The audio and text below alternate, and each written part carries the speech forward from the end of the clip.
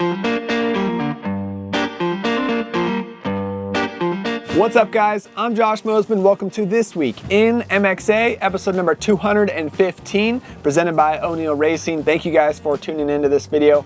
If you would have told me back in 2022 that a Suzuki would be winning the 450 championship in 2025, I would not believe you. But that's the case. Ken Roczen, he's been riding for the HEP Suzuki team since 2023, and he is on top of the championship. He got second at A1, fourth at San Diego, and second again at Anaheim 2, and he has a 3-point lead in the 450 championship over Chase Sexton so far. He's got a 5-point gap over Jett Lawrence and Eli Tomac, who are tied for third, and a 10-point lead over Cooper Webb, who is in fifth. So things are tight at the front of the pack still, and a Suzuki's leading the championship.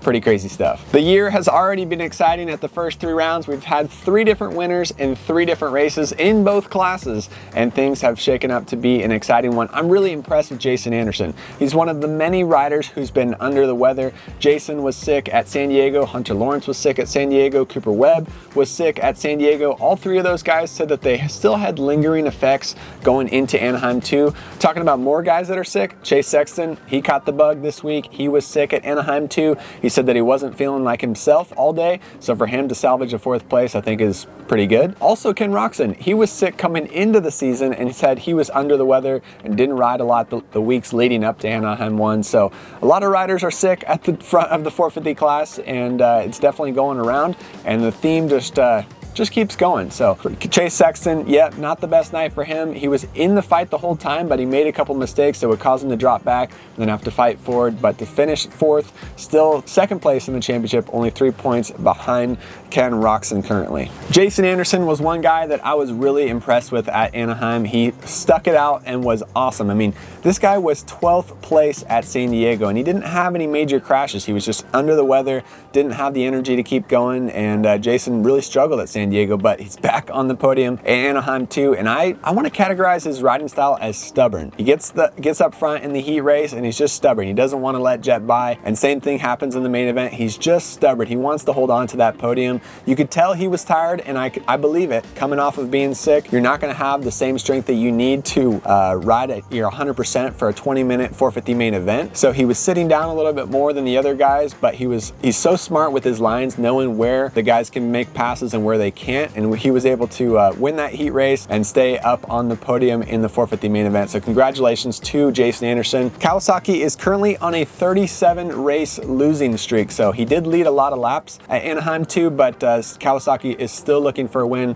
for the first time in 37 races in Supercross, and Jason Anderson, I hope he can do it for them this year. Jett Lawrence, that was his 9th ever 450 Supercross win. Yep, he's already stacked up a lot last year, 8 wins last year. He's already got 1 on the board for 2025. Jett went from 15 points back in the championship after Anaheim 1 to only 5 points back after Anaheim 2 with all the shakeup at the front of the pack. And after round 3 last year, he was 4 points out of the championship. This year, he's only 5 points out of the championship. So really looking good for Jett Lawrence and winning this championship, and the Honda boys are not losing hope. Switching gears to the 250 class, there was fireworks between Julien Beaumer and Hayden Deegan at the front of the pack, especially in that heat race. Things got exciting, and ultimately Julien Beaumer went down. I don't think it was a dirty pass by Hayden, but it was also something, I was glad that takeout happened in the heat race where there's no points on the line. It's more just so to send a message, and obviously Hayden had his number over the weekend. Anaheim 2 went to Hayden Deegan. Julien Beaumer was able to hold on for 2nd. Unfortunately, Jordan Smith went down late in the race. Jordan would have been 3 times on the podium in a row for the Triumph team, but he had such a big gap on 5th place. Cole Davies was able to get 3rd and get that final spot on the podium, but Jordan Smith was still able to salvage an awesome position, finishing 4th, so with that crash on the last lap. So congratulations to him. But one thing that's pretty interesting to note, 5 of the top 9 riders in the 250 class were on Yamahas. You had Hayden Deegan, Cole Davies, Cody Schock riding for the Club MX Yamaha, my brother Michael Mosman riding for Star Racing Yamaha, and Anthony Burdone riding for Bar X Yamaha. So that's 3 different teams inside the top 10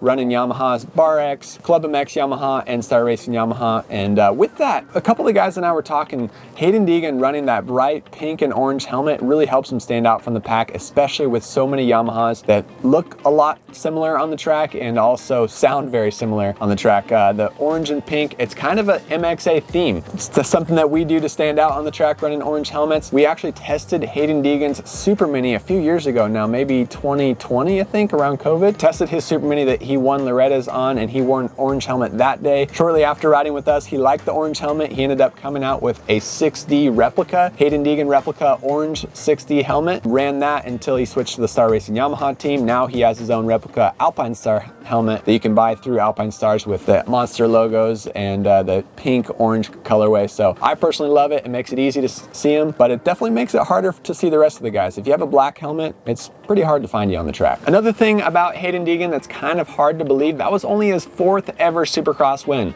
We expected him to dominate the 250 West Coast Championship, but he only had 3 wins leading into the series. So for him, he grabbed win number 4 on his championship in his career. Also, congratulations to Cole Davies, finishing on the podium in 3rd. Amazing ride by him. It's just super impressive to see how he's progressing throughout this season. Looking at the rest of the pack, of course, Drew Adams finished 8th. Now that tied the best finish for Pro Circuit Kawasaki so far this year, so not bad for the rookie, throwing an in at the last minute. Joe Shimoda fighting through those broken fingers. He finished on 6th inside the top 10, so solid for him. Obviously not where we expect Joe Shimoda to be, but he's just managing the pain and just trying to hold on. Also, congrats to my brother. He rode awesome in the heat race again. Tip over at the beginning of the main event, had to come through the pack to get 7th. But Cody Schock, this guy, you got to keep him on your MXA Fantasy League picks. He's been solid in the top 5. Excited for the Club MX Yamaha team. Looking ahead to the Glendale Supercross this weekend, the track looks very exciting. It's fast, a lot of fast straightaways, and one thing that I really like about it is the start. Now, I raced Supercross in 2018, and one of the main reasons I don't race Supercross today is starts straight into rhythm sections. It is so scary coming around a first turn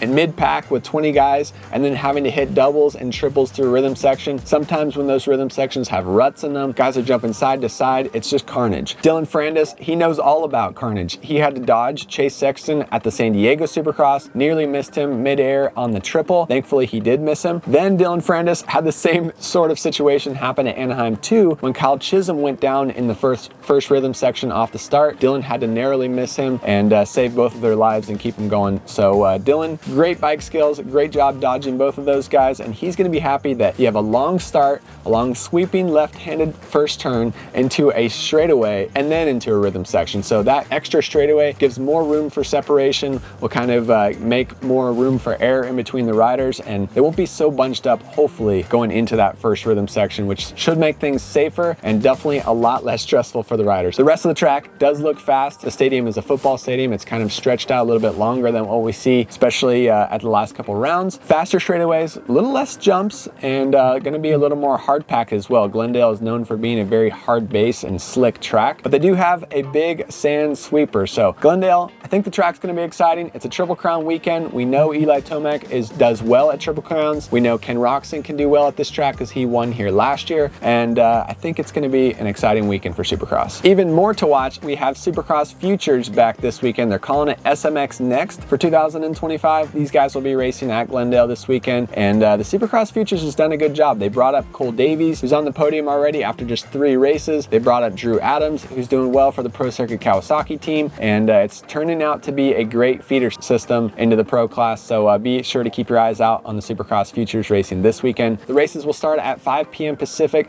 6 p.m. local time in Arizona, and 8 p.m. Eastern time, so be sure to tune in. Also be sure to get your MXA Fantasy League picks in. The MXA Fantasy League app is brought to you by Onyx Off-Road. Onyx Off-Road has you dialed in for going trail riding. It just rained here in Southern California, so I think I might be using Onyx Off-Road to find some cool trails around here in Southern California. They got all kinds of maps, and you can get a discount using MXA, so see the screen for a discount code through MXA. I think it's MXA20 to get a discount with Onyx Off-Road. Also, thank you to Seven for sponsoring the MXA Fantasy League app last weekend. It was JF80, username JF80, who won $500 shopping spree to 7 Gear. He picked Hayden Deegan, Julien Beaumer, Cole Davies, Jordan Smith, Joe Shimoda, and Cody Schock. Strong lineup in the 250 class. Of course, Jett Lawrence, he got maximum points for picking him first in the 450 class. Then he had Tomac, Sexton, Anderson, Lawrence, and Roczen in 6th in the 450 class. So he won last weekend. This weekend, MXA MXA Fantasy League, we are giving away a Chirby's shopping spree. Get your bike freshened up with some new plastics, get a skid plate,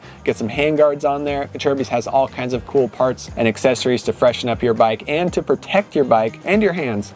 So check it out, MXA Fantasy League app, free to download, free to play this weekend. It's also been a lot of fun following the KTM Junior Supercross Challenge the last couple weekends. We had Mandy's kid. Mandy's the KTM R&D engineer from Austria. His kid raced at San Diego. I followed him around. Stay tuned for a video on that. Also, Lori, the manager of Glen Helen, her granddaughter, Madison Yarnell, raced the Anaheim 2 KTM Junior class, and our guy, Trevor Nelson, got a photo of her crashing in the sand, but she did awesome, and it's been fun to watch the KTM Juniors. Also, MXA, we partnered with KTM and Ford on the KTM Junior Fantasy League app presented by Ford Lightning. It's pretty cool. Another way to win free stuff every weekend and follow along and support the kids. Check out the KTM Junior Fantasy League app presented by Ford Lightning. This weekend, win a OGIO gear bag. So OGIO takes care of the MXA wrecking crew, and they're taking care of you if you play. It's free to download, free to play. Enter your picks on the KTM Junior Fantasy League app and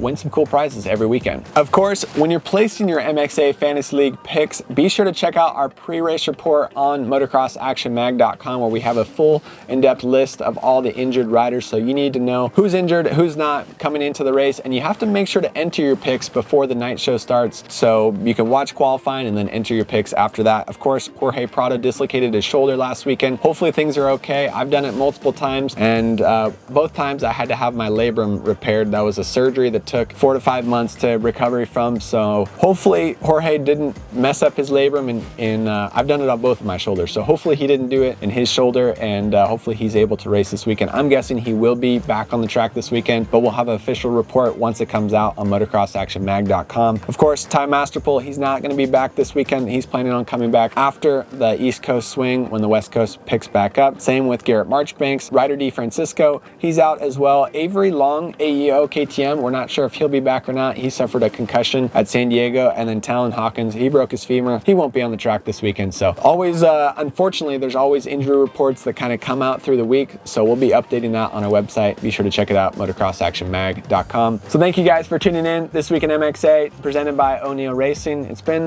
raining in Southern California, so should be a good time to go ride. See you guys at the track.